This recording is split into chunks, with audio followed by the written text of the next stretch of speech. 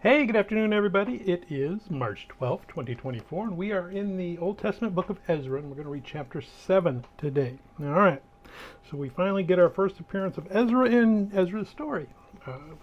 So we attribute this story to, although we don't necessarily know that he wrote this. We see he was a priest, so he's a good candidate for somebody who would want to have this stuff written down. In fact, as we're introduced to him in this story, that he is a record keeper, and he understands the glory of what Jerusalem was, and he understands that, hey, the builders there are kind of falling behind, and he goes to the king, which we're told here is Artaxerxes. So it'll be Cyrus, Darius, Artaxerxes, and gets recommissioned to go build the temple in Jerusalem. And again, he's given authority to take anything he needs from the royal treasuries to go down and do that job. Now, when we're looking at Cyrus and Darius and Artaxerxes and Xerxes, understand that those aren't necessarily names. As the Babylonians, as the Persians kept names, those are more titly, I guess. Cyrus and Darius would be like King George. Okay, well, which King George are you talking about? Same with Xerxes, Artaxerxes. So trying to figure out as we're going through Ezra and Nehemiah and Esther how they all play together, it's going to get kind of difficult. So that you might want to go look at something else if you really are interested. I would say Ezra is about 480 BC. Esther happens maybe 460 BC. And then we see Nehemiah come after that. So that's kind of how the chronology goes. So the Persians are interested in rebuilding Jerusalem simply because it's one of their territories, and they believe that gods are regional and territorial, so they want to get God worship going back in Jerusalem. Ezra is the second wave of Jews that come back to do that.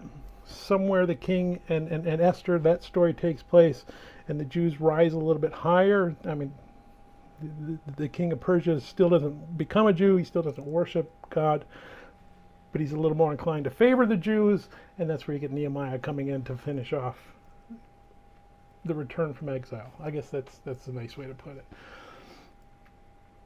Anyway, and here we're going to get Ezra come back, and he's bringing a letter that tells him again what he can do and what he's supposed to be doing. And again, as we read through Ezra, understand that when we're seeing a letter from Persia, it's written in Aramaic. The text switches to Aramaic from Hebrew, and then when the letter's done, it switches back to Hebrew.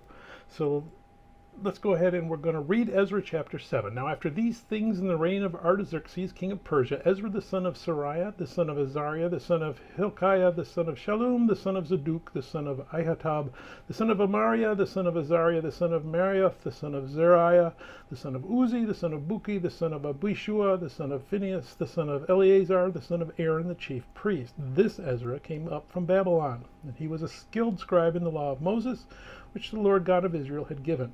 The king granted him all his requests, according to the hand of the Lord his God upon him. Some of the children of Israel, the priests, the Levites, the singers, the gatekeepers, and the Nethinim came up to Jerusalem in the 7th year of King Artaxerxes. And Ezra came to Jerusalem in the 5th month, which was in the 7th year of the king.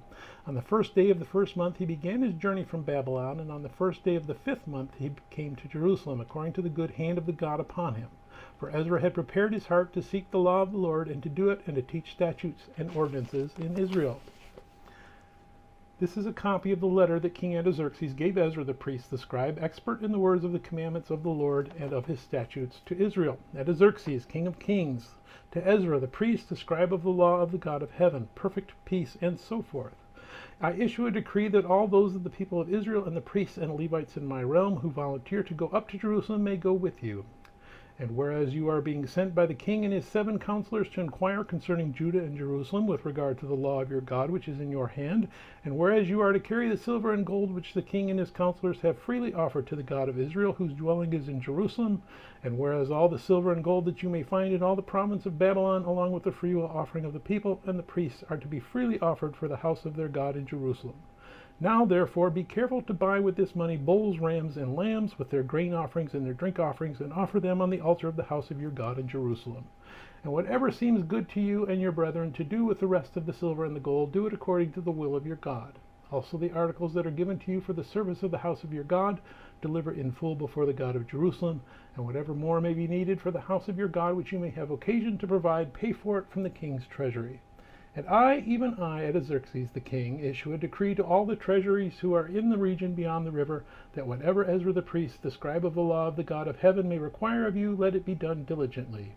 Up to 100 talents of silver and 100 cores of wheat, 100 baths of wine, 200 baths of oil, and salt without prescribed limit. Whatever is commanded by the God of heaven, let it diligently be done for the house of the God of heaven.